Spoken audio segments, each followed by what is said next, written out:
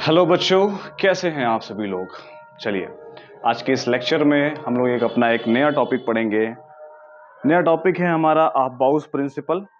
ठीक है, अबाउस प्रिंसिपल में हम जो है थोड़ा बहुत डिस्कशन जो है पुराने टॉपिक्स के बारे में भी कर लें तो ज़्यादा बेहतर रहेगा। पिछले टॉपिक में अगर हम लोग देखें तो पिछले लेक्चर में मैंने आप लोगों को बताया था कि भाई किस तरीके से जो है हमारे पास क्वांटम नंबर्स होते हैं, किस तरह से हमारे पास क्वांटम नंबर्स होते हैं। ठीक है,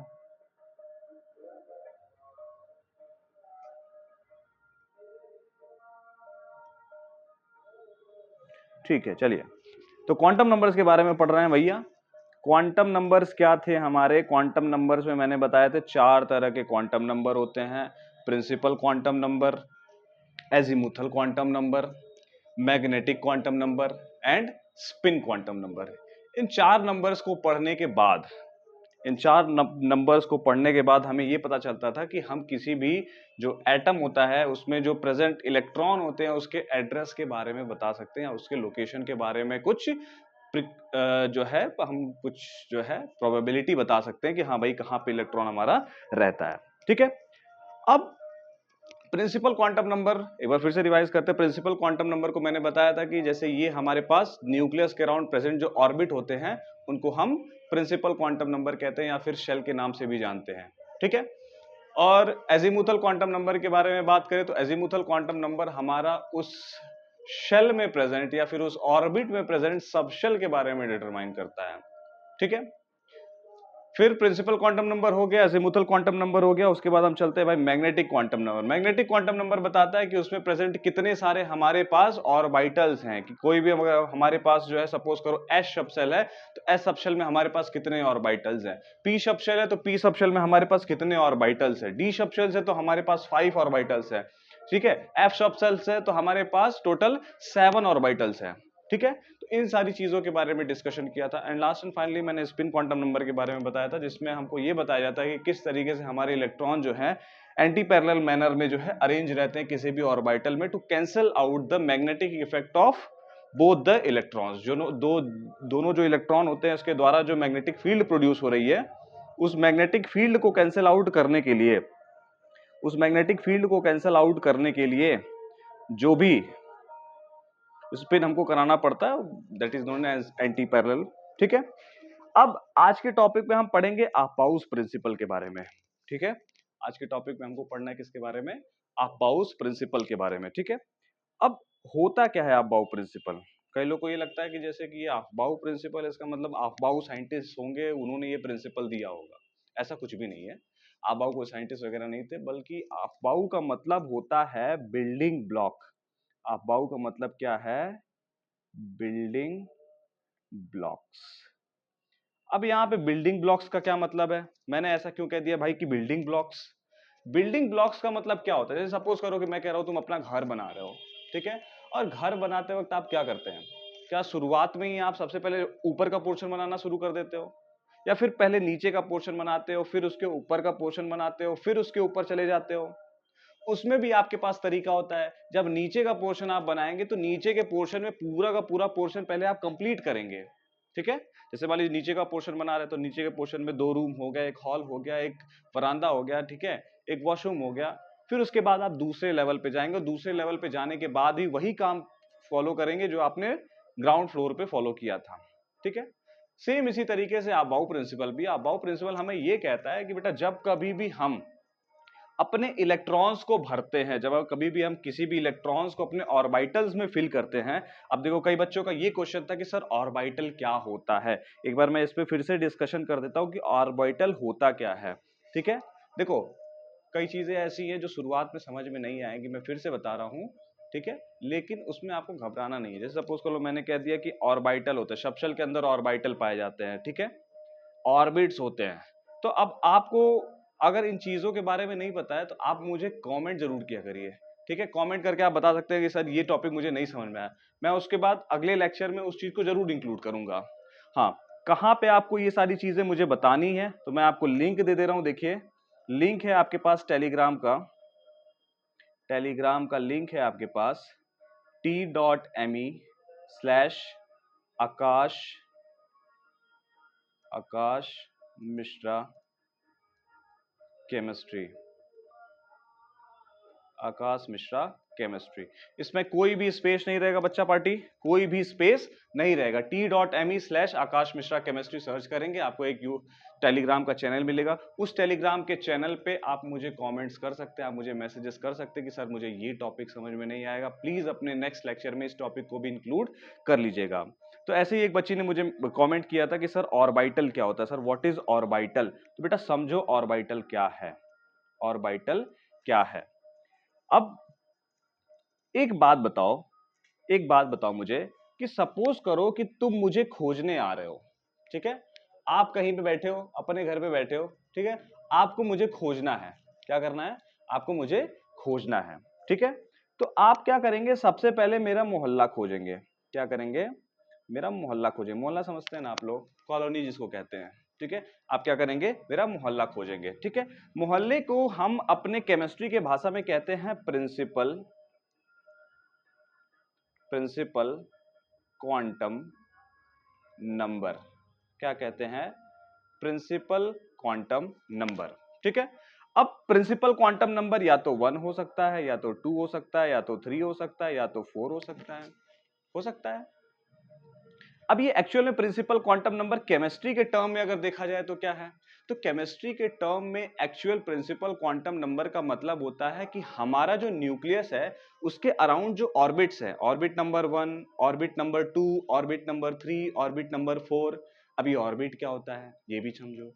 देखो जैसे सपोज करो कि हमारे पास कोई सोलर सिस्टम है, ठीक है, हमारे पास क्या है, कोई सोलर सिस्टम है, कोई क्या अपना ही सोलर सिस्टम है, ठीक है। और ये हमारे पास सन है, क्या है, ये हमारे पास सन है, ठीक है। अब इस सन के अराउंड जो हमारा अर्थ है, ठीक है, या फिर हमारा मरकरी है, या फिर वीनस है, या जितने भी प्लैनेट्स हैं, ये क्या कर रहे हैं, उसके किनारे किनारे किनारे किनारे चक्कर काट रहे हैं। क्या कर रहे हैं, किनारे किनारे चक्कर काट रहे हैं। अब ये जिस पाथ पे चक्कर काट रहे होते हैं, इसी पाथ को हम क्या कहते हैं, इसी पाथ को हम कहते हैं ऑर्बिट। क्या कहते हैं, ऑर्बिट कहते हैं, ठीक है। अब ऑर्बिट कितने हैं हमारे पास, अब देखो ये ऑर्बिट नंबर 1 है, n इज इक्वल टू 1, ये ऑर्बिट नंबर 2 है, n इज इक्वल टू 2, ये ऑर्बिट नंबर 3 है, n इज इक्वल टू 3, ठीक है। अब इन्हीं ऑर्बिट्स को हम एक चीज और कह सकते हैं, इन्हीं ऑर्बिट्स को हम एक चीज और कह सकते हैं, क्या, शेल। क्या कह सकते हैं इसको, शेल भी कह सकते हैं। इन ऑर्बिट्स को हम और क्या कह सकते हैं, शेल भी कह सकते हैं, ठीक है। तो ध्यान रखना, ऑर्बिट्स हो गया, शेल हो गए, प्रिंसिपल क्वांटम नंबर हो गया, ठीक है, प्रिंसिपल क्वांटम नंबर हो गया। ये तीनों क्या हैं, सिमिलर चीजें हैं, तीनों क्या हैं, सिमिलर चीजें हैं, सेम चीजें हैं, ठीक है, क्या है, सेम चीजें हैं, ठीक है। अच्छा, अब सपोज करो बेटा कि मैं यहां पे क्या करता हूं, कुछ चीजों को मुझे इरेज करना पड़ेगा। चलो इसको हटा देते हैं, समझ में आ गया ना, इसको हटा देते हैं। चलो ये हट गया, ठीक है, ये हट गया, ठीक है। अब सपोज करो कि तुम्हें समझ में आ गया भैया ऑर्बिट क्या होता है, ऑर्बिट क्या होता है, ये समझ में आ गया, ऑर्बिट नंबर 1, ऑर्बिट नंबर 2। अब इस जब ऑर्बिट में जाओगे तो मैंने ये तुमको बताया था कि जितने ऑर्बिट्स होते हैं, ठीक है, जितने ऑर्बिट्स होते हैं या फिर जितने शेल होते हैं उतने ही नंबर ऑफ सब शेल होते हैं। जैसे सपोज करो मैं कहता हूं कि ये मेरा ऑर्बिट नंबर 1 है, तो ऑर्बिट नंबर 1 में तुम्हारे पास 1 सब शेल होगा, ठीक है। या फिर ऑर्बिट को हम सेल अगर कह दे तो शेल नंबर 1 में कितने सब शेल होंगे, एक सब शेल। सेल नंबर 2 में कितने सब शेल, 2 सब शेल होंगे। सेल नंबर 3 में कितने सब शेल होंगे, 3 सब शेल होंगे। सेल नंबर 4 में जाएंगे तो सेल नंबर 4 में 4 सब शेल होंगे। अब मैंने इनको अगल बगल बना दिया है, पास में, अगल बगल पास में नहीं होता, ठीक है, अलग अलग भी दूर भी हो सकते हैं, ठीक है। सेल नंबर 5 पे जाएंगे तो सेल नंबर 5 पे भी हमारे पास कितने ऑर्बिट होंगे, 5 सब सेल्स होंगे। कितने होंगे, 5 सब सेल होंगे। यानी कि जैसे जैसे हम ऑर्बिट चेंज करते जाएंगे हमारे ये जो सब शेल्स हैं वो क्या हो जाएंगे, चेंज हो जाएंगे। अब इन्हीं सब शेल्स को हम क्या कहते हैं, इन्हीं सब शेल्स को हम कहते हैं एजीमुथल क्वांटम नंबर। क्या कहते हैं, एजीमुथल क्वांटम नंबर कहते हैं। आ गई बात समझ में, क्या कहते हैं, एजीमुथल क्वांटम नंबर कहते हैं, ठीक है। अच्छा, अब सपोज करो कि एजीमुथल क्वांटम नंबर, ठीक है, अब इस एजीमुथल क्वांटम नंबर को जब खोल के देखोगे ना, जब एजीमुथल क्वांटम नंबर को खोल के देखोगे तो तुमको पता चलेगा ये क्या है। आप अच्छा एक चीज और ध्यान रखो, एक चीज और ध्यान रखो, मैंने तुमको बताया था कि मोहल्ले नंबर 1 में कितने घर, एक घर, मोहल्ले नंबर 2 में कितने घर, दो घर, मोहल्ले नंबर 3 में कितने घर, तो तीन घर, कितने घर, तीन घर, मोहल्ले नंबर 4 में कितने घर, चार घर। ये समझ में आ रही है ना? इसका मतलब है ऑर्बिट सेल नंबर 1 में एक सबशेल, सेल नंबर 2 में दो सबशेल, सेल नंबर 3 में 3 सबशेल, सेल नंबर 4 में 4 सबशेल। अब ये सबशेल क्या होते हैं? सबसेल का मतलब है, समझ लो कि घर की बात कर रहे हैं। क्या बात कर रहे हैं? घर की बात कर रहे हैं, ठीक है। सबशेल का मतलब क्या है? घर है। और शेल का मतलब क्या है? मोहल्ला है, ठीक है।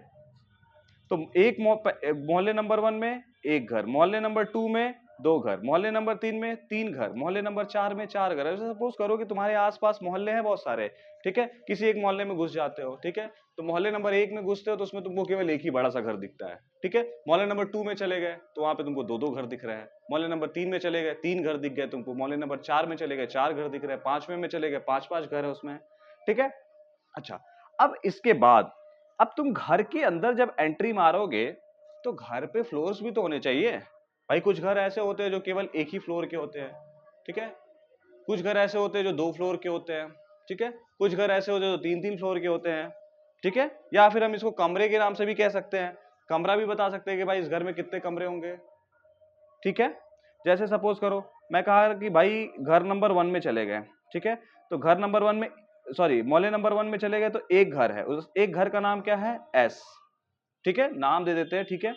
मोहल्ले नंबर 2 में गए तो दो घर है, कौन कौन से? एस और पी, ठीक है। मोहल्ले नंबर 3 में चले गए तीन घर है, एस पी डी, ठीक है। मोहल्ले नंबर 4 में चले गए चार घर है, एस पी डी और एफ। अब सब सवाल उठता है कि सर ये एस पी डी एफ क्या है? तो इन सारी चीजों के बारे में हम बाद में पढ़ेंगे, अभी इस पे फोकस ना करिए, बस इतना जानो कि हमने जो है घर के नाम रख दिए हैं, ठीक है। जो घर के नाम होते हैं, जैसे होता है ना हमारे यहाँ की जो है आकाश निवास या फिर जो है XYZ निवास, जो भी होता है, ठीक है, तो हमने यहाँ पे जो घर रखा है, घर के जो नाम रखे हैं वो कुछ इस तरीके से रखे हैं कि एक घर का नाम है एस, दूसरे घर का नाम है पी, तीसरे घर का नाम है डी, चौथे घर का नाम है एफ, ठीक है। इस तरीके से मैंने कुछ घरों के नाम रख दिए हैं। आगे बात समझ में, आगे बात समझ में, ठीक है। अच्छा, अब इस घर में जब हम जाते हैं तो देखो इस घर में एस वाले घर में हमको एक कमरा दिखता है। क्या दिखता है? एक कमरे दिखते हैं। इस एक कमरे को हम कहते हैं क्या? इस एक कमरे को हम क्या कहते हैं? इस एक कमरे को हम कहते हैं ऑर्बिटल। क्या कहते हैं? ऑर्बिटल कहते हैं, ठीक है। इसमें चले जाए मोहल्ले नंबर 2 में चले जाए तो दो घर है, दो घर कौन कौन से? एक एस और एक पी। तो एस वाले में कितने कमरे हैं? एक एस में एक कमरे हैं और पी में कितने कमरे हैं? तीन कमरे हैं, ठीक है। आगे बात समझ में। मोहल्ले नंबर 3 में चले गए तो तीन घर है, कौन कौन से? एस पी और डी, जिसमें एस में एक कमरा है, पी में 3 कमरे हैं और डी में हमारे पास 5 रूम्स है। आगे बात समझ में। उसी तरीके से जब मोहल्ले नंबर 4 में चले जाओगे तो मोहल्ले नंबर 4 में आपके पास 4 घर होंगे, ठीक है। 4 घर कौन कौन से? एक एस, एक पी, एक डी और एक एफ। एस वाले घर में एक कमरा होगा, पी वाले कमरे में 3 कमरे होंगे, डी वाले कमरे में 5 कमरे होंगे, एफ वाले कमरे में 7 कमरे होंगे। आगे बात समझ में।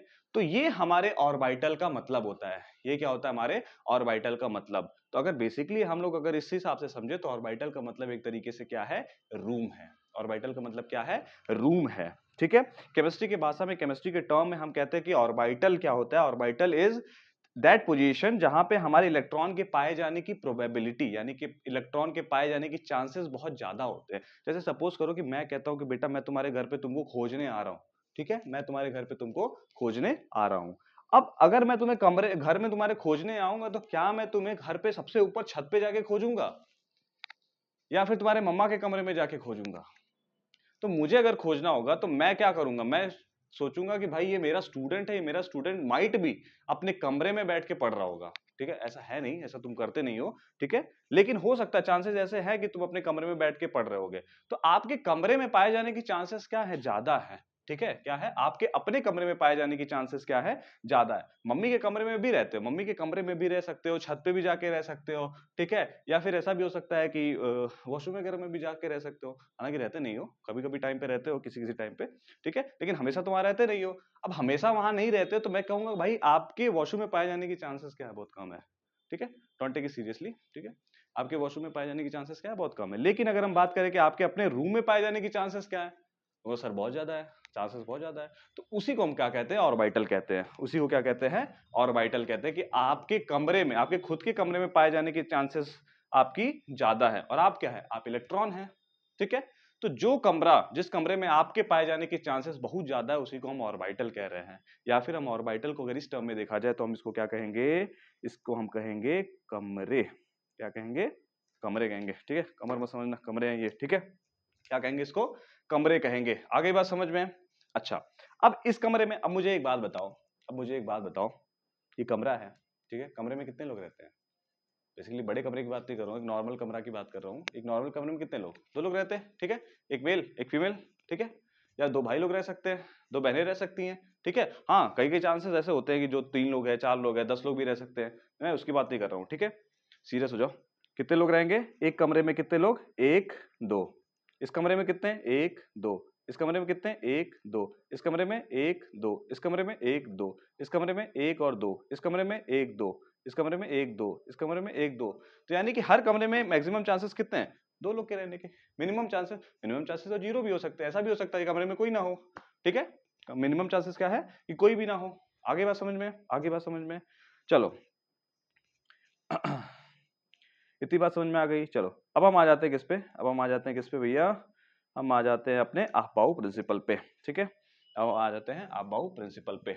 अब देखो, अब जैसे सपोज करो कि मैंने उस कमरे के बारे में तुमको बताया था, ठीक है, अब ये सपोज करो, ये जो हमारे मोहल्ले थे, ये मोहल्ले जो थे, ये किसी एक पर्टिकुलर सिटी में है, क्या है, एक पर्टिकुलर किसी सिटी में हमारे पास ये सारे रूम हैं, ये सारे जितने भी रूम्स हैं हमारे कहाँ पे है, एक किसी पर्टिकुलर रूम्स में है, सॉरी एक किसी पर्टिकुलर सिटी में है। जैसे सपोज करो ये जो हमारा सिटी है, सपोज करो दिल्ली है या फिर चंडीगढ़ या जो भी है, ठीक है, किसी एक पर्टिकुलर कमरे में है, सॉरी फिर से वही गलती हो रही है यार, क्या क्या क्या बोल रहा हूँ मैं, ठीक है, क्या है, किसी एक पर्टिकुलर सिटी में, अभी किसी पर्टिकुलर सिटी में एक मोहल्ला, दो मोहल्ला, तीन मोहल्ला, चार मोहल्ला, पांच मोहल्ला, बहुत सारे मोहल्ले हो सकते हैं, कॉलोनी हो सकती है, ठीक है, और उस कॉलोनीज में हमारे पास क्या है, उस कॉलोनीज में हमारे पास बहुत सारे रूम है। जैसे कॉलोनी नंबर 1 में 1 रूम, कॉलोनी नंबर 2 में 2 रूम्स, कॉलोनी नंबर 3 में 3 रूम्स, कॉलोनी नंबर 4 में 4 रूम्स, कॉलोनी नंबर 5 में 5 रूम्स, ठीक है, कॉलोनी नंबर 6 में चले जाओगे तो 6 रूम्स, सॉरी रूम्स कह रहा हूं मैं, क्या है ये, कॉलोनी नंबर 6 में क्या है, 6 घर है, ठीक है, ये घर का कह रहा था मैं,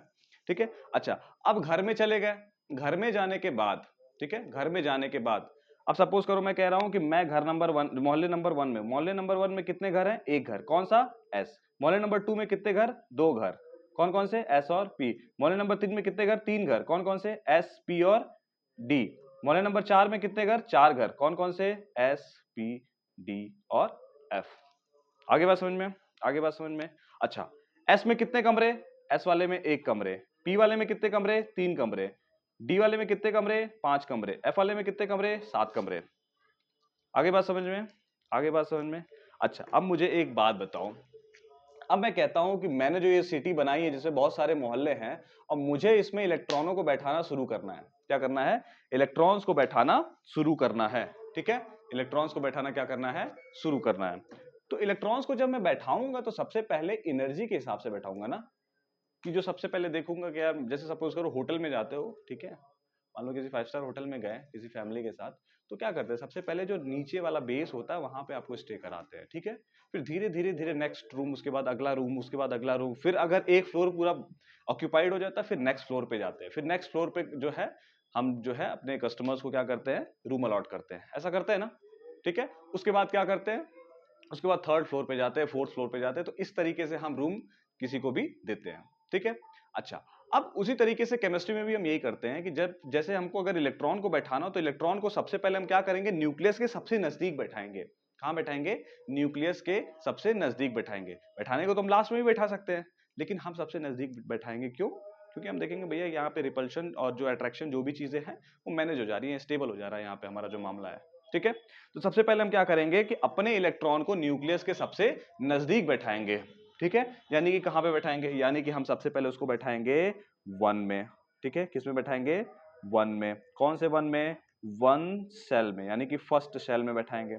फर्स्ट सेल में भी हमारे पास कितने कमरे हैं, कितने घर हैं, एक घर है, कौन सा घर S, और उस S में कितने कमरे हैं, इस S में हमारे पास 2 कमरे हैं, एक कमरे हैं, ठीक है, और एक कमरे में कितने लोग रह सकते हैं, 2 लोग रह सकते हैं, कितने 2 लोग, ठीक। नेक्स्ट हम किस में बैठाएंगे, नेक्स्ट हम बैठाएंगे भाई मोहल्ले नंबर 2 में जाएंगे, किस में जाएंगे, मोहल्ले नंबर 2 यानी कि सेकंड सेल में जाएंगे। सेकंड सेल में जब चले जाएंगे, यानी मोहल्ले नंबर 2 में चले जाएंगे, तो मोहल्ले नंबर 2 में हमारे पास 2 घर हैं, एक एश और एक पी। अब एस में हमारे पास एक कमरा है, पी में हमारे पास 3 कमरे हैं,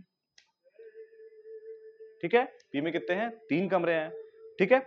अच्छा, अब 2 इलेक्ट्रॉन हम इसमें बैठा देंगे और फिर 1 2 3 4 5 और 6 इलेक्ट्रॉन्स हम इसमें फिल कर दिए, फिल कर दिया गया मैंने। अच्छा, इसके बाद क्या करेंगे, इसके बाद हम जाएंगे किसमें, थर्ड शेल में, किसमें पढ़ेंगे, थर्ड शेल में जाएंगे। थर्ड शेल में हमारे पास कितने, यानी कि थर्ड मोहल्ले में हमारे पास कितने घर हैं, 3 घर है, कौन कौन से, एस पी और डी। अब एस में हमारे पास एक कमरा, पी में हमारे पास 3 कमरे, ठीक है, और डी में हमारे पास कितने कमरे, 5 कमरे, हो गए। तो टोटल इलेक्ट्रॉन कितने बैठा सकते हैं हम, 18 इलेक्ट्रॉन, कितने बैठा सकते हैं, 18 इलेक्ट्रॉन। कैसे सर, कैसे बैठा सकते हैं 18 इलेक्ट्रॉन, देखो भाई ऑर्बिट्स गिनो, ऑर्बिटल गिनो, 1 2 3 4 5 6 7 8 9 ऑर्बिटल्स है, ठीक है, 9 ऑर्बिटल मतलब 9 कमरे हैं, ठीक है, कमरे को ये ऑर्बिटल कह रहे हैं, आगे बात समझ में।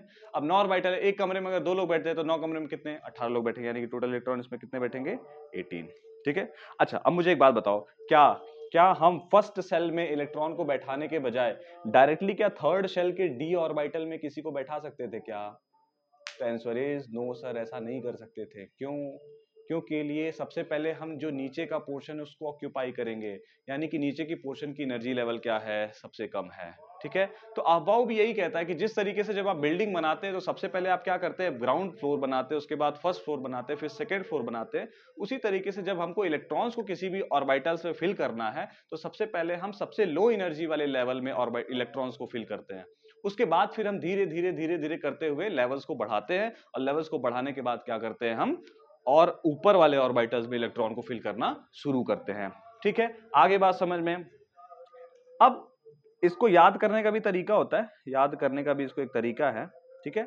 अब जैसे देखो मैंने क्या किया है, मैंने सिंपल, मुझे धीरे धीरे समय के साथ याद हो जाता है। जैसे देखो ये है 1s 2s फिर 2p, 3 में क्या है 3s 3p, फिर 3d होगा आपके हिसाब से, लेकिन ऐसा नहीं होता है, उसके बाद 4s आता है, ठीक है, फिर 3d, फिर 4p, फिर 5s। अब आप सवाल उठ रहा था ये 3p के बाद 3d आना चाहिए था, 4s कहाँ से आ गया, तो बेटा देखो जब ये जो एक्सपेरिमेंट वगैरह किया जाता है उसके बाद ये एनर्जी नापी जाती है, एनर्जी कैलकुलेट की जाता है। एनर्जी कैलकुलेट करने के बाद मुझे ये पता चला कि जो 4s का लेवल है, 4s की जो एनर्जी लेवल है वो हमारा जो है 3d के एनर्जी लेवल से क्या है, कम है, और 3d की एनर्जी लेवल से कम है, इसीलिए जो इलेक्ट्रॉन होगा हम सबसे पहले कहाँ फिल करेंगे, 4s में फिल करेंगे, ना कि 3d में फिल करेंगे। अब इसको याद कैसे करना है, अब इसको याद कैसे करना है, तो इसका भी फंडा बहुत आसान है, ठीक है, इसका भी फंडा बहुत आसान है, ठीक है, इसका भी फंडा क्या है, बहुत आसान है, ठीक है।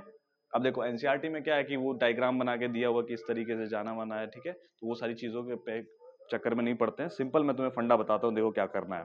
देखो तुम्हें 2 बार एस, ठीक, 2 बार पीएस, ठीक, 2 बार डीपीएस और 2 बार एफडीपीएस लिखना है। मतलब समझ रहे हो, मतलब समझ रहे हो क्या कह रहा हूं मैं, मतलब कहने का है कि आप 2 बार एस लिखेंगे, यानी कि लिख दिया मैंने एस और एस, ठीक, फिर 2 बार पीएस लिखेंगे, 2 बार पीएस यानी कि पी और एस, और पी और एस लिख दिया, ठीक है सर, लिख दिया। फिर 2 बार डीपीएस डीपीएस लिखेंगे, यानी कि 2 बार सपोज करो डीपीएस डीपीएस लिख दिया, डीपीएस डीपीएस लिख दिया। फिर 2 बार एफडीपीएस एफडीपीएस लिखेंगे, तो चलो 2 बार लिख दिया, एफडीपीएस एफडीपीएस लिख दिया, बस। ये तुम्हारा था फर्स्ट स्टेप, ये क्या था, स्टेप नंबर 1 था, ये क्या था तुम्हारा, स्टेप नंबर 1 था तुम्हारा, ठीक है, ये क्या था तुम्हारा, स्टेप नंबर 1 था, ठीक है।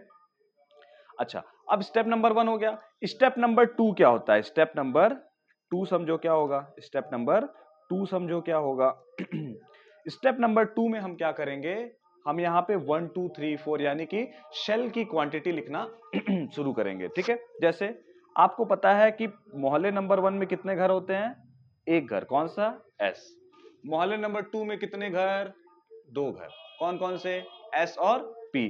तो लिख दो भाई मोहल्ले नंबर 2 में 2 घर, एस और पी, ठीक। मोहल्ले नंबर 3 में यानी कॉलोनी नंबर 3 में कितने घर होंगे आपके पास, 3 होम्स होंगे, कौन कौन से, एस, पी और फिर डी, डी हो गया। मोहल्ले नंबर 4 में कितने होंगे आपके पास, 4 घर होंगे, कौन कौन से, 4S, 4P, 4D और 4F हो गया। यहां पे ध्यान देना, ये 1 2 3 4 जो मैं कर रहा हूं ना, इसको बड़े ध्यान से याद रखना, ठीक है, कैसे कर रहा हूं। तो चौथे मोहल्ला हो गया। पांचवें मोहल्ले में चलो भाई, पांचवें मोहल्ले में कितने कमरे, सॉरी कितने घर, 5 घर, कौन कौन से, 5S, 5P, 5D and 5F हो गया। 5F हो गया, 5G भी होना चाहिए, लेकिन G यहाँ पे लिखा नहीं इसलिए हम लोग नहीं लिख रहे हैं, ठीक है। होता तो लिख देते, लेकिन यहाँ पे नहीं है तो नहीं लिख रहे हैं, ठीक है। 5 के बाद किस में जाएंगे, मोहल्ले नंबर 6 में। 6 में कितने कमरे, 6 कमरे, कौन कौन से, 6 घर, कौन कौन से, 6S, 6P, 6D। F है क्या, यहाँ पे F है ही नहीं तो छोड़ दे रहे हैं, जाने दो, होता तो लिखते हैं, नहीं है, ठीक। 7 में चले गए, 7S, 7P, ठीक। D और F नहीं है, छोड़ देते हैं, जाने दो। फिर 8S। आगे बात समझ में, आगे बात समझ में, लिख लिया इतना, इतना समझ में आ गया, इतना समझ, जिसको नहीं समझ में आया, ठीक है, इस लेक्चर को फिर से जो है 10 मिनट्स पीछे ले जाना और दोबारा से इस मेथड को समझना, ठीक है।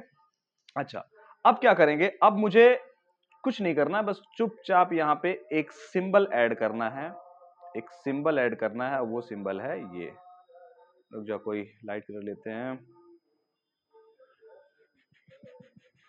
चलो ये सिंबल ऐड कर देते हैं, ठीक है। ये क्या हमारा सिंबल है,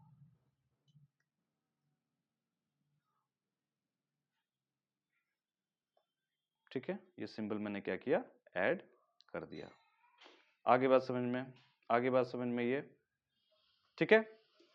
अब देखो, अब इससे मुझे ये चीज पता लगी, इससे मुझे ये चीज पता लगा कि 1s की जो एनर्जी होती है वो 2s से क्या है, कम है। 2s की एनर्जी 2p के कंपैरिजन में कम है।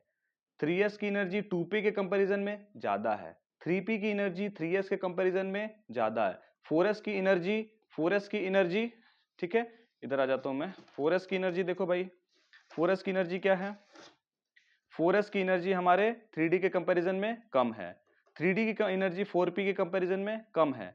5s की एनर्जी 4p के कंपैरिजन में कम है, ठीक है। तो यानी कि हमको एक ऑर्डर मिल गया, हमको एक यहाँ पे एक ऑर्डर मिल गया, ठीक है। हमको क्या हुआ, एक ऑर्डर मिल गया, ठीक है। ऑर्डर क्या मिला भाई, ऑर्डर मुझे ये मिला कि 1s की एनर्जी क्या है, 2s से कम है। 2s की एनर्जी क्या है, 2p से कम है। 2p की एनर्जी क्या है, 3s से कम है। 3s की एनर्जी क्या है, 3p से कम है। 3p की एनर्जी क्या है, 4s से कम है। 4s की एनर्जी क्या है, 3d से कम है। 3d की एनर्जी क्या है, 4p से कम है। 4p की एनर्जी क्या है, 5s से कम है। 5s की एनर्जी क्या है, 4d से कम है, and so on and so on. आगे बात समझ में, इतना फंडा क्लियर है। अगर इतना फंडा क्लियर नहीं हुआ तो फिर से एक बार लेक्चर में फिर से 10 मिनट्स पीछे जाइए, दोबारा से ये लेक्चर कंटिन्यू करिए, फिर से ये चीजें आसानी से समझ में आ जाएंगी। जैसे आपके साथ क्या है कि अब ये स्टार्टिंग चीजें, स्टार्टिंग में क्या होता है ना कि हर चीजें नहीं लगती हैं, हर चीजें नहीं लगती हैं, तो सबसे आसान फंडा होता है ना कि एक बार चीजों के थ्रू गो थ्रू हो जाओ, बस एक बार उसको पढ़ लो, ठीक है। एक बार पढ़ लोगे, ठीक है, तो उन चीजों में क्या होगा कि जैसे सपोज करो आप कोई बुक पढ़ रहे हो या कोई कॉन्सेप्ट पढ़ रहे हो, तो उस कॉन्सेप्ट में क्या होता है कि आप जब उसको एक बार पढ़ोगे ना, तो नई 50% तो कम से कम 40 या 30% तो आपको समझ में आएगा, ठीक। नेक्स्ट बार अगर उसी चीज को रिवाइज करेंगे तो वो जो 30 था ना, वो 30 सीधे बूम करके चला जाएगा 80% पे, यानी कि 80% चीजें आपको समझ में आ जाएंगी, ठीक है।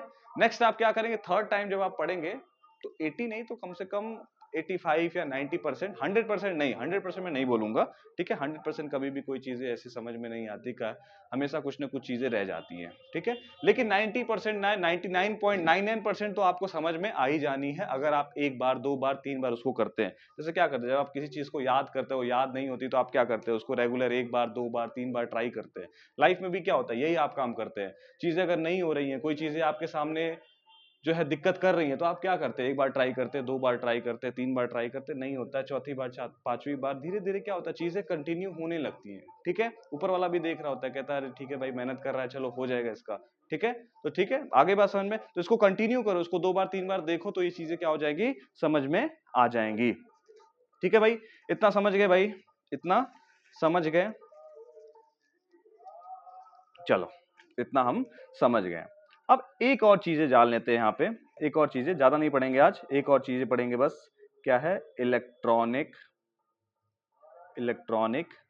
Configuration, electronic configuration. अब इलेक्ट्रॉनिक कॉन्फ़िगरेशन क्या होता है? अब इलेक्ट्रॉनिक कॉन्फ़िगरेशन का मतलब होता है इलेक्ट्रॉन्स को आपको क्या करना है, इलेक्ट्रॉन्स को आपको उनके एनर्जी लेवल के हिसाब से बैठाना है, ठीक है। जैसे सपोज करो कि अभी मैंने बोला था कि मान लो किसी होटल में आप किसी गेस्ट को स्टे करा रहे हैं, तो आप क्या करेंगे, सबसे पहले नीचे के रूम को ऑक्यूपाई करवाएंगे, नीचे के रूम ऑक्यूपाइड हो जाएंगे तो फिर आप फिर ऊपर वाले रूम में उनको शिफ्ट करेंगे, ठीक है। इतनी चीज समझ गए। तो उसी तरीके से इलेक्ट्रॉनिक कॉन्फ़िगरेशन का मतलब होता है इलेक्ट्रॉन को उनको एनर्जी लेवल के हिसाब से क्या करेंगे, हम शिफ्ट कराएंगे, प्लेस कराएंगे, और उसके बाद जो चीजें बनेंगी या जो सिस्टम बनेगा या जो कोड आएगा, उसी कोड को हम क्या कहेंगे, इलेक्ट्रॉनिक कॉन्फ़िगरेशन। जैसे फॉर एग्जांपल मैं कुछ एलिमेंट्स लेता हूं, जैसे सपोज करो सोडियम लेते हैं हम, ठीक है। अब सोडियम में हमारे पास टोटल इलेक्ट्रॉन कितने होते हैं, सोडियम में हमारे पास कितने इलेक्ट्रॉन है, टोटल 11 इलेक्ट्रॉन। अब सर 11 इलेक्ट्रॉन कैसे हैं, ये भी बता दीजिए। तो बेटा जितने नंबर ऑफ प्रोटॉन उतने नंबर ऑफ इलेक्ट्रॉन, किसी भी न्यूट्रल एटम की बात कर रहा हूं मैं, ठीक है। आयंस की बात नहीं कर रहे, न्यूट्रल एटम। न्यूट्रल एटम और आयन मतलब अंतर समझ रहे हो ना।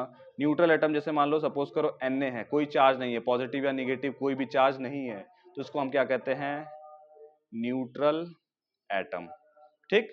और इसी जगह इसके ऊपर चार्ज आ गया, जैसे सपोज करो Na प्लस, तो हम इसको क्या कहेंगे, आयन कहेंगे। अब इस आयन में क्या है, इस आयन में हमारे पास एक पॉजिटिव चार्ज एक्स्ट्रा है, इसका मतलब एक इलेक्ट्रॉन की कमी हुई है इसमें।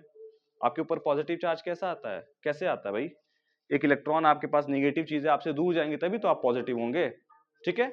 यानी कि आयंस के पास क्या है, आयंस के पास एक पॉजिटिव चार्ज या फिर एक नेगेटिव चार्ज हो सकता है, ठीक है। तो अगर हम बात करें न्यूट्रल एटम की, न्यूट्रल एटम की बात करें तो उसके ऊपर कोई भी चार्ज नहीं होता है। तो कोई भी चार्ज नहीं होता है, तो जितने नंबर ऑफ प्रोटॉन होते हैं, जितने नंबर ऑफ प्रोटॉन होते हैं उतने ही नंबर ऑफ क्या होते हैं, इलेक्ट्रॉन्स होते हैं, ठीक है। क्यों ऐसा होता है, इसलिए कि हम एटम को क्या कर सके, एटम को न्यूट्रल कर सके, क्या कर सके, न्यूट्रल कर सके। न्यूट्रल का मतलब होता है उसके ऊपर कोई चार्ज ना रह जाए, यानी कि जितने पॉजिटिव रहे उतने निगेटिव रहे, तभी तो कोई एटम जो है हमारा न्यूट्रल रहेगा, इसीलिए इसका नाम रखा गया है न्यूट्रल एटम, ठीक है। अच्छा, अब पॉजिटिव चार्ज कैसे जानते हैं, यानी कि प्रोटॉन कितने होते हैं ये कैसे जानते हैं, ठीक है। तो अब देखो भाई, जो 10th में सही से नहीं पढ़े हो, ठीक है, बदमाशी की हो जो, ठीक है, तो वो लोग समझ लो भाई, वो लोग समझ लो कि जितना किसी भी एटम का एटॉमिक नंबर होता है ना, एटॉमिक नंबर होता है, वही होता है उसका टोटल नंबर ऑफ प्रोटॉन, ठीक है। वही क्या होता है उसका टोटल नंबर ऑफ प्रोटॉन होता है, ठीक है। अच्छा, जितने नंबर ऑफ प्रोटॉन होते हैं उतने ही नंबर ऑफ इलेक्ट्रॉन होते हैं, टोटल नंबर ऑफ इलेक्ट्रॉन, ठीक है। यानी कि हम यहाँ पे कह सकते हैं कि atomic number is equal to total number of proton in an atom और total number of electron in an neutral atom, ठीक है। तो यहां से हमको पता चल गया भाई कि सोडियम का एटॉमिक नंबर कितना होता है, 11 होता है। अगर 11 होता है तो नंबर ऑफ प्रोटॉन कितने, 11, नंबर ऑफ इलेक्ट्रॉन कितने, 11। अब ये जो 11 इलेक्ट्रॉन है ये बैठे कैसे हैं, तो इनको बैठाने के लिए हम क्या करेंगे भाई, यही सिस्टम लिखेंगे, ये सिस्टम हम क्या करेंगे, लिखेंगे। अब ये सिस्टम तो आप लिख ही सकते हैं क्योंकि मैंने आपको बता दिया कैसे लिखना है, ठीक। बस आपको क्या करना है, 11 इलेक्ट्रॉन्स को यहाँ पे फिल करना है, क्या करना है, 11 इलेक्ट्रॉन्स को यहाँ पे फिल करना है। कैसे फिल करेंगे ये भी देखो बेटा, कैसे फिल करना है ये भी समझो। अब देखो, जैसे सपोज करो अब आपके पास 11 इलेक्ट्रॉन है, तो सबसे पहले आप क्या करेंगे, s में 2 इलेक्ट्रॉन्स को फिल कर देंगे। बोलो हाँ, कर दिया, क्योंकि s में आपके पास एक ही कमरे होते हैं, p में 3 कमरे होते हैं ना, s में एक ही कमरा है। फिर 2s में चले गए तो 2 इलेक्ट्रॉन को फिल कर दिए, कितने इलेक्ट्रॉन फिल हो गए, 4 इलेक्ट्रॉन फिल हो गए, ठीक। फिर 2p में चले गए, कितने इलेक्ट्रॉन्स फिल हो जाएंगे, आपको पता है p में कितने इलेक्ट्रॉन बैठते हैं, 6 इलेक्ट्रॉन बैठ सकते हैं। क्यों, क्योंकि p में कितने कमरे होते हैं, 3 कमरे, 3 कमरे हैं तो 6 इलेक्ट्रॉन बैठेंगे। तो चलो ठीक है, काम करते हैं, 6 इलेक्ट्रॉन को बैठा देते हैं। टोटल कितने इलेक्ट्रॉन बैठ चुके हैं, 10 इलेक्ट्रॉन बैठ गए, बचे कितने, 1 इलेक्ट्रॉन। अब 1 इलेक्ट्रॉन बैठा तो आप क्या करो, इसमें बैठा दो, उसको बैठा दिया, ठीक। अब जब बैठा देते हैं तो ये जो संख्या आती है, ये जो संख्या आई है जिसको मैंने स्क्वायर में लिखा है, this is only known as electronic configuration. क्या कहते हैं इसको, इलेक्ट्रॉनिक कॉन्फ़िगरेशन भी कहते हैं इसको। क्या कहते हैं, इलेक्ट्रॉनिक कॉन्फ़िगरेशन भी कहते हैं। आगे बात समझ में, क्या कहते हैं इसको, इलेक्ट्रॉनिक कॉन्फ़िगरेशन, ठीक है। अच्छा, अब एक काम करते हैं, किसी एक और एलिमेंट का लिख के देख लेते हैं भाई, आज लास्ट यही करेंगे केवल। चलो, तो सबसे पहले फिर से मैं उस चीज को फॉलो कर रहा हूं, अगेन मैं उसको रिपीट कर रहा हूं।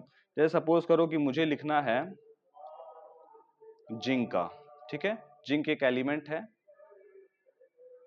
एटॉमिक नंबर है उसका 30, एटॉमिक नंबर 30 यानी कि नंबर ऑफ प्रोटॉन कितने हैं, 30। तो 30 प्रोटॉन है तो इलेक्ट्रॉन कितने हैं, इलेक्ट्रॉन भी हमारे पास 30 है।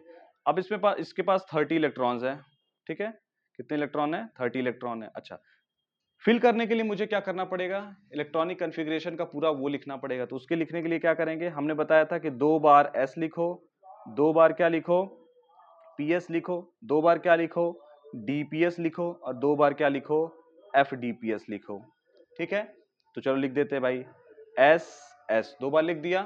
फिर उसके बाद क्या करना है, ps लिखना है, तो ps एंड ps लिख दिया, इतना हो गया। चलो उसके बाद क्या करना है, उसके बाद dps लिखना है, तो चलो लिख देते हैं भाई, dps, ठीक है। अच्छा, नेक्स्ट क्या है, नेक्स्ट fdps, चलो लिख देते हैं fdps लिख दिया। इसके बाद हमको क्या करना है, ये तो स्टेप नंबर 1 हो गया, ये क्या हो गया, स्टेप 1। स्टेप 2 में क्या करना है, स्टेप 2 में हमें क्या करना है, नंबरिंग करनी है। क्या करना है, नंबरिंग करनी है। नंबरिंग कैसे करेंगे भाई, नंबरिंग भी कर लेते हैं। चलो, नंबरिंग में 1 के पास कितने घर, 1 घर, 2 के पास कितने घर, 2 घर, 2s और 2p, 3 के पास कितने घर, 3 घर, 3s, 3p और 3d, 4 के पास कितने घर, 4 घर, 4s, 4p, 4d, 4f, 5 के पास कितने घर, 5 घर, कौन कौन से, 5s, 5p, 5d, 5f और 5, आगे होता तो करते भाई, अभी नहीं है, छोड़ो। 6s, 6p, 6d, ठीक है, आगे नहीं है। चलो 7 पे आ जाते हैं, 7s, 7p, आगे नहीं है, 8s। इतना काम हो गया, इतना काम हो गया। इतना काम लिखने के बाद आपको क्या, थर्ड स्टेप क्या बताया था, थर्ड स्टेप बताया था मैंने आपको कि एनर्जी को अगर रिप्रेजेंट करना है आपको, ठीक है, रिप्रेजेंट कर रहे हो एनर्जी को, तो ऐसे आप क्या करेंगे, एक एरो लगा देंगे। ऐसे क्या करेंगे, एक एरो लगा देंगे, तो आपको एनर्जी पता चल जाएगी किसकी एनर्जी क्या है, कम है, और किसकी एनर्जी ज्यादा है, ठीक है। इसमें भी क्वेश्चन आ सकता है आप लोग को, एनसीईआरटी में क्वेश्चन आ जाता है बेटा कि मुझे बताओ कि 3s की एनर्जी, 4d की एनर्जी, जैसे सपोज करो कि एक क्वेश्चन आ गया, नेक्स्ट पेज पे कर लेते हैं। क्वेश्चन आ गया कि 3s, 4d, 5f, इनमें इनको इंक्रीजिंग ऑर्डर में अरेंज करो कि किसकी एनर्जी सबसे ज्यादा, किसकी एनर्जी सबसे कम। तो आप सीधे ये सिंपल सा ये बनाएंगे, बनाने के बाद आप चेक कर लेंगे क्या क्या चेक करना है, 3s, 4d और 5s। तो देख लेते हैं भाई, 3s कहाँ है, यहाँ पे, फिर 3s के बाद क्या था, 4d और 5f, तो 4d कहाँ है, 4d है, उसके बाद 5f, 5f कहाँ है, 5f कहाँ है भाई, 5f यहाँ है। यानी कि 3s की एनर्जी क्या है, 4d से कम, 4d की एनर्जी 5f से कम। तो जब इसको अरेंज करेंगे तो ऐसे लिखेंगे, 3s smaller than 4d smaller than 5f, ठीक है। तो ये हो जाएगा हमारा आंसर। एनसीईआरटी में ऐसे क्वेश्चंस दिए हुए, इसको जरूर करना, ठीक है, या मॉड्यूल में दिए होंगे, मॉड्यूल से भी कॉपी करके इसको कर सकते हो, ठीक है। आगे बात समझ में, आगे बात समझ में, चलो इतना समझ में आ गया। अब हम कर क्या रहे थे, जिंक का इलेक्ट्रॉनिक कॉन्फ़िगरेशन लिख रहे थे, यानी कि जिंक में इलेक्ट्रॉन्स को फिल कर रहे थे। चलो फिल करते हैं भाई, जिंक में फिल कर देते हैं। तो बड़ा गड़बड़ फंडा है इसका। चलो जिंक में फिल करने बैठते हैं भाई।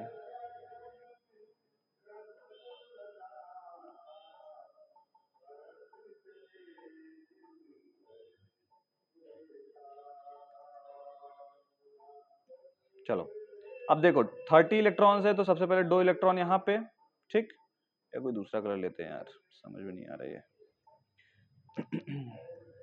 चलो ले लिया। चलो 2 इलेक्ट्रॉन यहाँ पे बैठा दिया, ठीक है, फिर 2 इसमें बैठा दिया, 6 इसमें बैठा दिया, 2 इसमें बैठा दिया, 6 इसमें बैठा दिया, तो इसमें बैठा दिया। जरा काउंट करो, बताओ कितना हुआ भाई, काउंट करो, काउंट करो। 20 हो गया क्या? 20 हो गया होगा। देखो देखो 2 + 2 4, 4 + 6 10, 10 + 2 12, 12 + 6 12 + 6 कितना हुआ जी? 18, 18 + 2 20, यानी कि यहाँ तक कितना हो गया? 20 हो गया। ठीक, अब इसके बाद कितने अभी बचे हुए हैं? 30 इलेक्ट्रॉन्स थे, 20 आपने बैठा दिए, अभी कितने और बैठाने हैं? अभी 10 इलेक्ट्रॉन, यहाँ पे 10 बैठ जाएगा। डी में आपके पास कितने बैठते हैं? 10 बैठते हैं। क्यों? क्योंकि डी में कितने कमरे होते हैं? 5 कमरे। 5 कमरे हैं तो एक कमरे में अगर 2 लोग बैठेंगे तो 5 कमरे में 10 लोग बैठ जाएंगे। यानी कि ये हमारा क्या हो गया? इलेक्ट्रॉनिक कॉन्फ़िगरेशन हो गया किसका? जिंक का। और उसके बाद आप क्या करेंगे? उसके बाद जो ये फालतू की चीजें आपने यहाँ पे साइड में लिखी हुई हैं, आप इसको इरेज कर देंगे या काट देंगे, ठीक है। और ये हो जाएगा आपका आंसर, ये हो जाएगा आपका, this is electronic configuration of zinc. क्या हो जाएगा? Electronic configuration of zinc. आ गई बात समझ में क्या भाई? आगे बात समझ में? चलो इतना समझ गए, इतना समझ गए तो घर जाओ। घर जाने के बाद अपना जो है जितने भी क्वेश्चंस तुम्हारे इलेक्ट्रॉनिक कॉन्फ़िगरेशंस में एनसीईआरटी में और मॉड्यूल में दिए हुए हैं, ठीक है, उनको कर लो, ठीक है।